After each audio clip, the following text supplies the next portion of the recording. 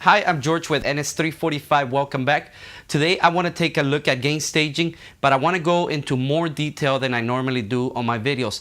This video is going to focus on gain staging in terms of mix preparation. When are you ready to mix? This is a very important step. Right before you start mixing, it is good that you gain stage and you understand your workflow, your routing, and what it's all doing to the mix, and always have a target level in mind. So let's get to it. And the first stage I'm going to look at is I'm going to look at it at the track level, and I'm going to explain as I go. Hopefully I won't confuse you too much. Okay, I have a session here set up with 87 tracks. Actually, it's 90 tracks.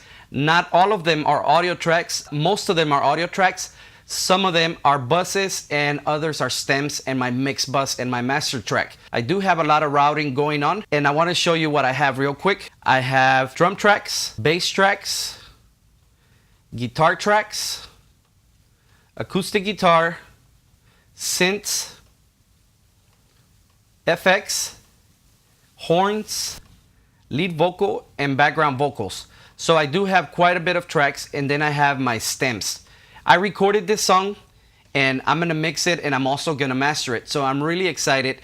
And one of the reasons why the song is probably already gain staged really well is because I recorded the tracks. When I was recording, I kept in mind what my target level was gonna be and what my target input level was gonna be. So let me let you hear what it sounds like.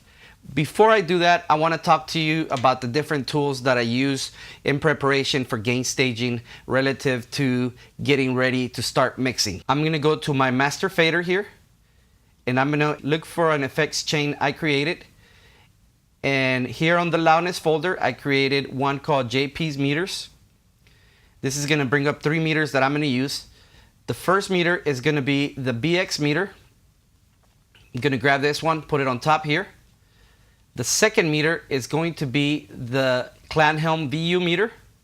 I'm going to grab this one, put it here, and I'm going to make sure that I take this little pin here. That way it doesn't go away. The last one is going to be Dynameter from Meters Plug, developed by Ian Shepard. And I'm also going to lock it in place. Okay, next I'm going to set up a VU meter on each of the tracks. So the way I do this is I take the first track here and I insert a VU meter. And for this one, I use the VU meter by PreSonus. One of the features that I like from Studio One is the fact that you can expand the plugin just by clicking on it, and you can see the actual meter. Better yet, you can see it here on the inspector. So when it comes up and you're on each track, you can actually see what you're using in terms of plugin, and you can expand it. You can't expand third-party plugins just yet, but this is pretty cool. Before I move on, I'm going to calibrate this to -18. This is going to tell me that when the needle hovers around 0, you have an average level or a nominal level of -18 dBFS. Now I'm going to highlight all of my tracks.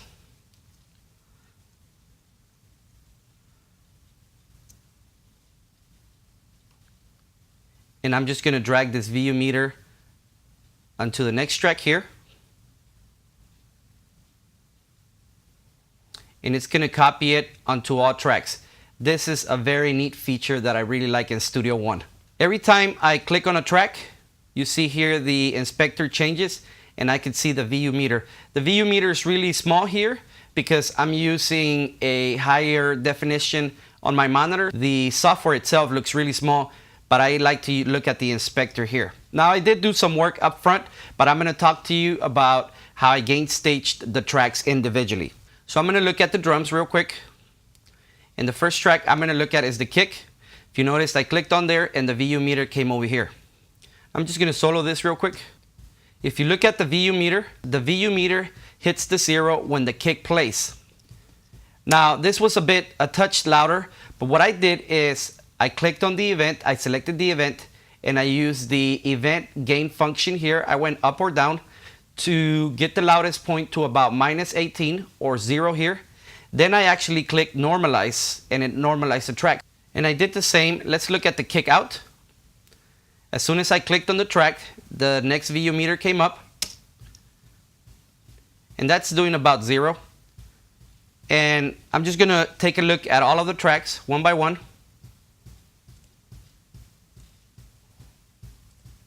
And I'm looking at the VU meter right here on the inspector. Okay, and that's what's happening. Now, the way I did this is I did use the event effects to normalize the gain or adjust the gain to ensure that the input level was at my target level, which is minus 18 dBFS or 0 VU. Now, all of my tracks are currently hitting 0 VU or around that area. And now pay attention to my meters here on the right. This is where all the faders right at 0. I'm going to bring this one up here. With all my faders right at 0, I want you to see what the initial output level is of the mix.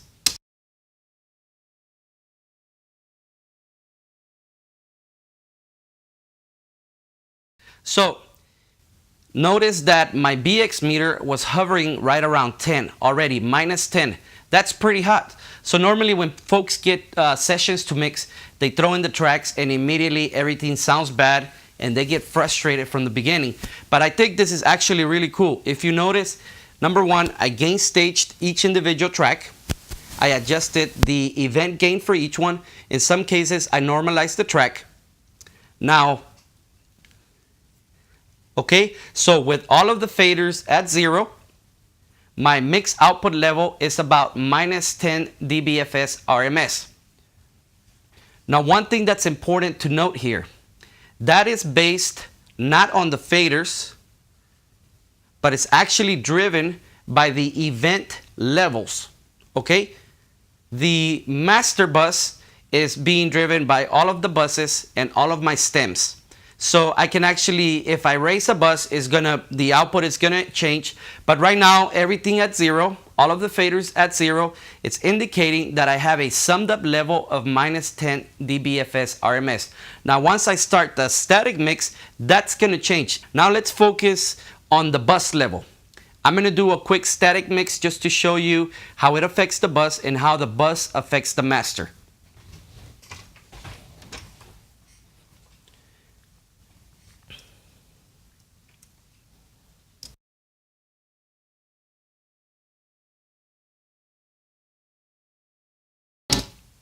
Okay, I'm gonna do a quick static and I'm gonna start with the kick here and I'm gonna move on to the right and I'm gonna keep going through the rest of the tracks. This might take a few minutes.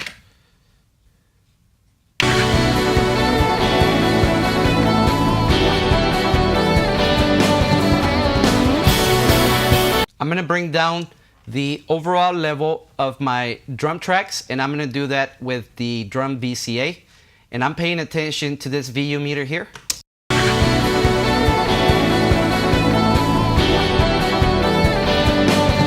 Okay, so now my drum bus is averaging minus 18 dBFS.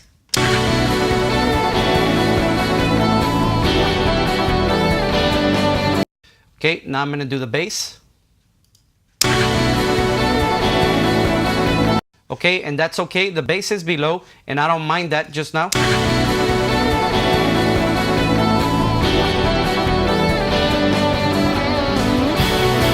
And it does have peaks to about 0, and you can see here.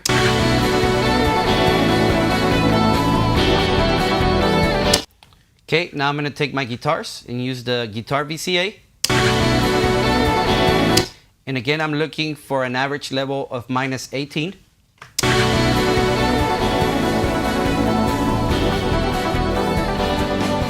Okay, that's good there. Now I'm going to do this quickly. Now I'm going to look at the acoustic guitar and I'm going to look at the bus VU meter again. And I'm also looking here on the inspector or at this meter here. So that's below 0 and that's okay for now. Now I'm going to take all these synths.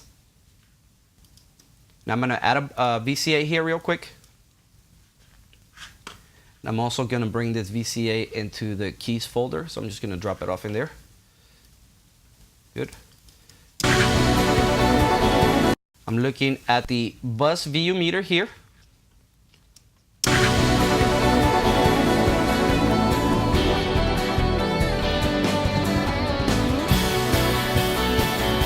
Notice that everything came to life just now, just by using a little touch of level on the fader. Let's keep going. Let's look at the effects. Okay, and on the effects, the bus is here. I don't have a VCA, but I'll add one. Add VCA for selected channels. And I'm gonna look at this meter here. And I have a hit that comes in there and immediately it kicks up the VU meter. So I'm just gonna bring that down.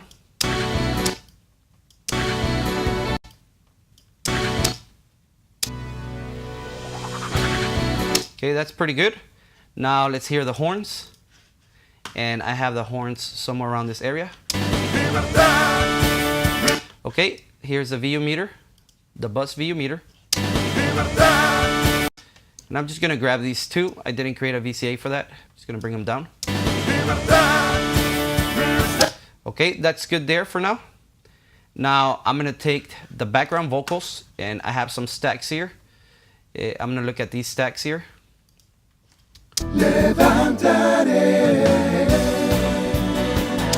These are a little more difficult. Let's see.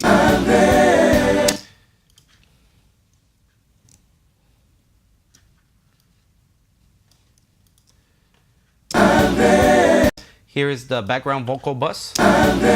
And that's going above 0, so I'm just going to bring it down a little bit.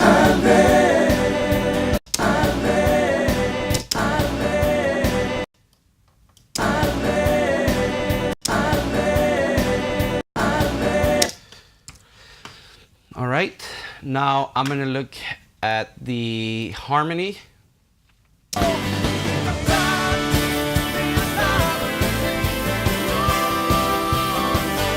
And that's okay because that's separate, but I'll leave it at that for now. Then these are my stems here.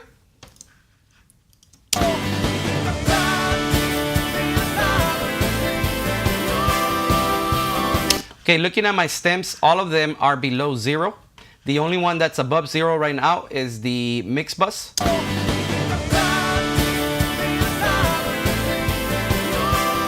Okay, notice now, look at my VU meter. Now it's around -18. So we've actually brought the mix down quite a bit just by making some small adjustments.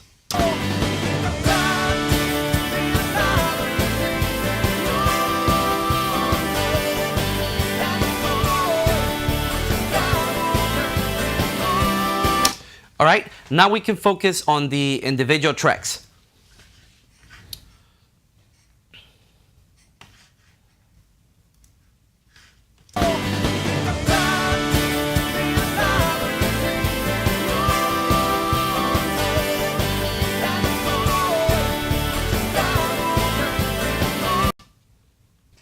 Okay, so I'm going to stop here for now and I'll create another video afterwards and we're going to focus separately on the separate tracks. But just to recap what we did, I initially gain staged the tracks by using the event gain and the normalize feature. I went track by track and make sure that the event gain levels were at -18 dBFS, which meant that the VU needle was peaking right around 0. I then went to the buses and using the VCAs, I make sure that the buses were not going above 0.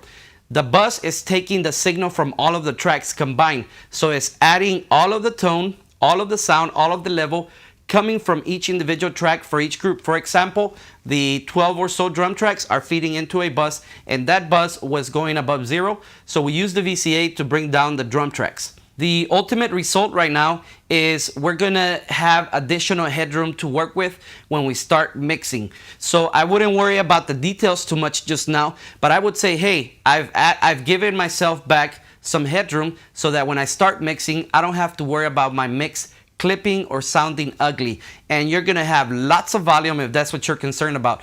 But this is the beginning to making a mix louder, actually. So on the next video, I'm gonna focus on additional things that I can do to improve my mix. And what I'm actually gonna do is a complete static mix. And I'm gonna focus on getting a level, an output level of -18 dBFS. Let me know in the comments what you think. Did you find the video helpful? Was there something that you think I could do different? What do you do that the rest of us can learn from? All right, so thanks for watching. Please like, subscribe, and share, and hopefully we'll see you soon.